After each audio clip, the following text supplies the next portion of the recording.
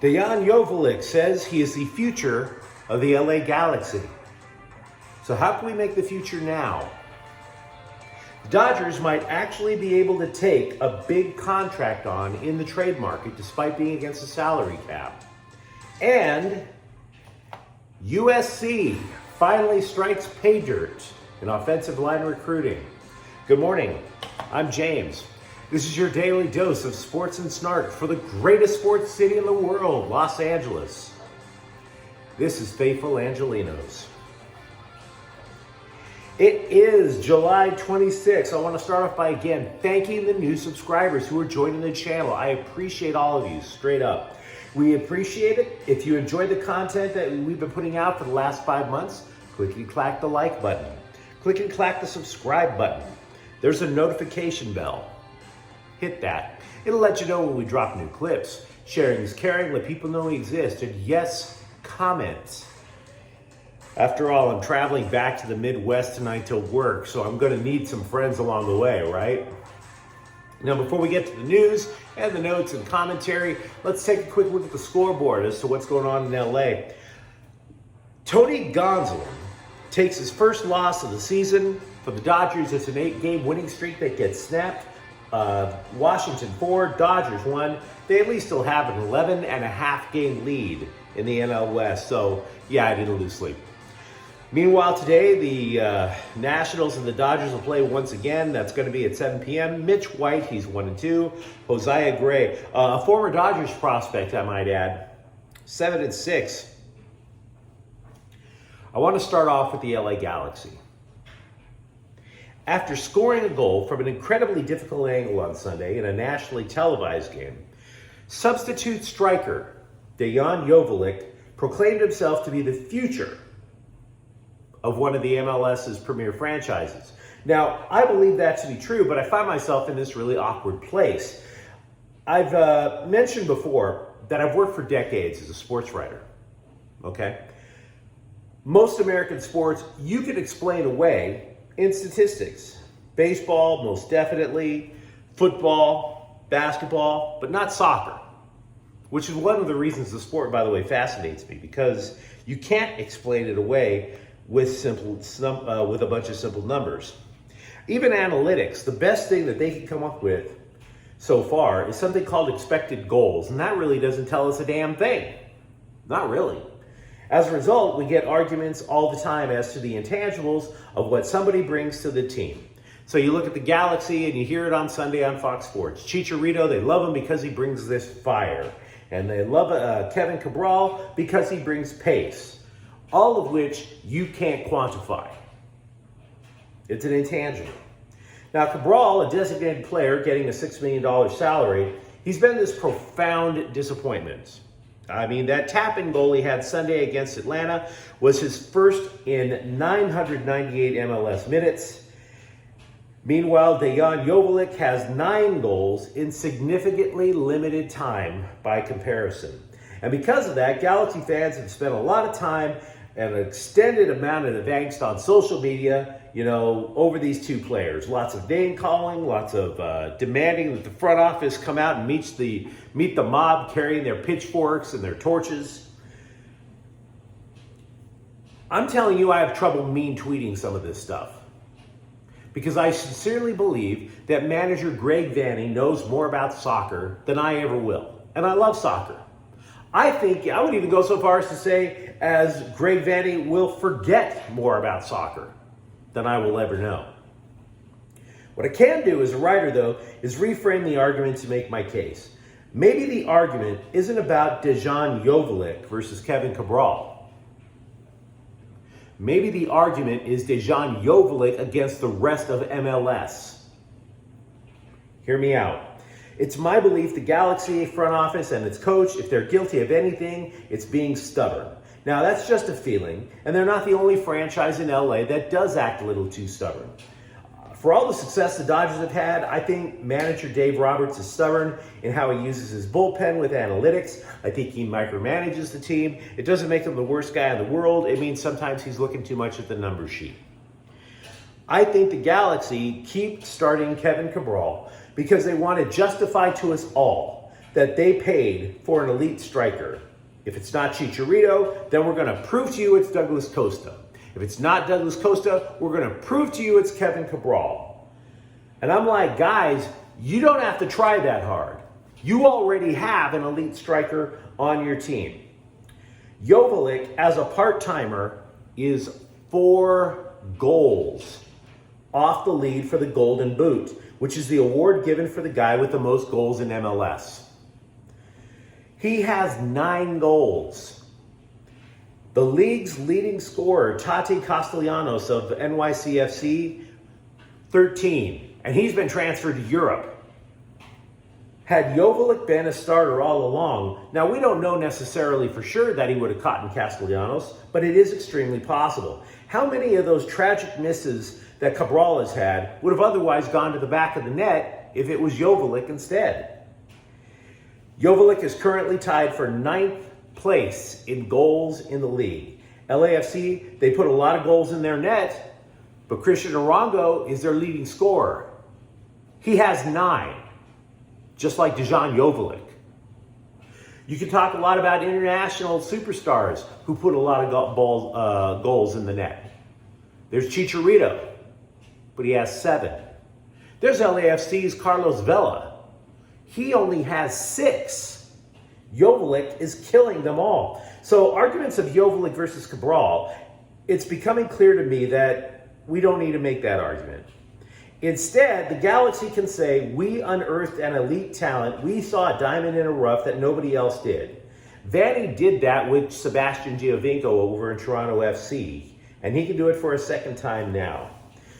So I propose that we put aside all of our mean blog posts and drunken rants, that we shelve the analytics, we shelve the intangibles, and simply explain why Joveljic should start. There is no reason to overthink this. The following point,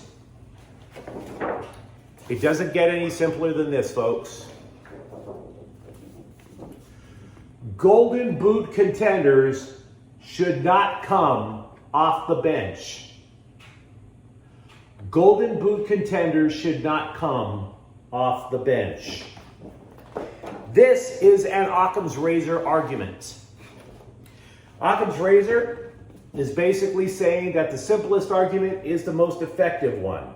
I can complain about Kevin Cabral until I'm out of breath. I can break down videotape. Actually, I can't because I don't have the copyright, but I can make this argument. You do not win with your leading scorer on the bench. Kobe does not come off the bench for the Lakers. Mookie Betts, not a pinch hitter. Cooper Kupp is not a third down back. Cooper Kupp is every down. Having your best offensive weapon on the bench is a surefire way to lose. Ask Atlanta United. Coach Vanny, that's your winning formula right there. Start Dejan Joveljic.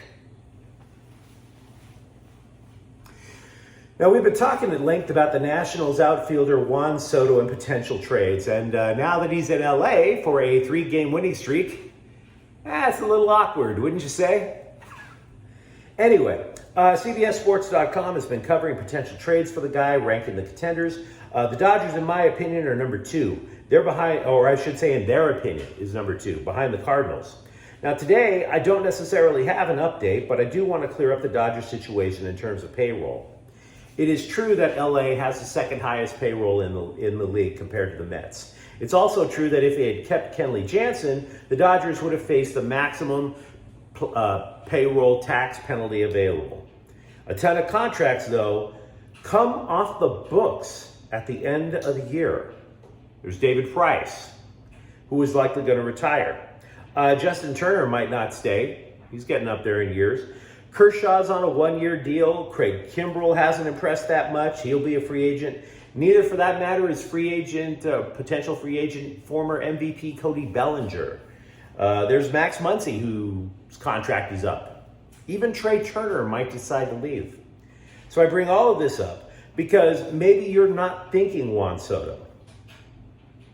You know, if you're thinking of some other big ticket trade possibility, that could explain a possibility for you.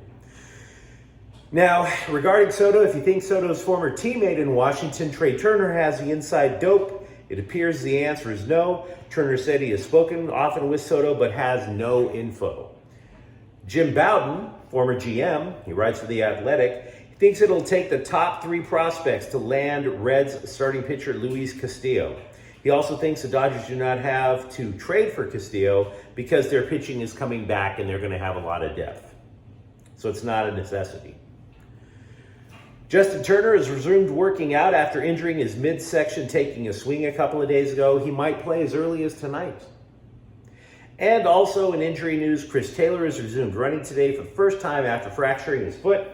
Having said that, he is not close to coming back. He'll take some BP when the team is in Colorado later this week, and then he'll start a rehab assignment. Let's talk a little bit about the Trojans. What do you say? 4-star offensive lineman Micah Benuelos has committed to USC for the recruiting class of 2023. Now, the Washington native said one of the reasons he came to the Trojans was to play in the Big Ten. Once again, the transfer to a different conference pays dividends for USC and or UCLA. This matters because the primary suitors for Benuelos was either USC or Oregon. And Oregon is staying in the Pac-10, or Pac-12, I should say. As for the lineman, he's described as one of the most versatile linemen in the West. He has played both right and left tackle. For the Trojans, however, they might bring him inside, have him play either guard or center. So extremely versatile. Rasheed Wallace has turned down an assistant coaching gig with the Lakers. There were reports that he had formally agreed to join the team months ago. You know, the idea was he would add a little something to Anthony Davis's game. Wallace was a primary assistant with Penny Hardaway over at the University of Memphis last year. Also, an NBA beat writer let the cat out of the bag. He linked Kevin Durant to come with the Lakers. And then he said why. The only reason he links Kevin Durant with the Lakers is it keeps search engine optimization high online. I bring this up. Keep it in mind whenever, anytime you see a blog post headline, ooh, proposed trade for the Lakers. It's clickbait. Don't pay attention to it. Years ago, John Wall made a comment about Reggie Jackson making more money and how it kind of irked him because he thought he was better than Reggie Jackson, which at that point I would say he was. And now they're both teammates with the Clippers. Wall said a few weeks ago that they had talked it out and everything is cool, but nobody at the time spoke with Jackson. Well, they have now, and Jackson confirms that it's all water under the bridge. Quote, "We're all about doing something special," Jackson said. Now, if you're a Clippers fan, that's exactly what you want to hear. Jalen Ramsey is targeted September 8th for his return to the Rams. And that'll be your season opener against Buffalo. So is he hitting? No, not yet. But allegedly he thinks he'll be fine. Rookie running back Kyron Williams underwent foot surgery. Sean McVay estimates he'll be back in about a month. And if he were healthy, I'd probably say he's going to be the third back behind Cam Akers and Darrell Henderson.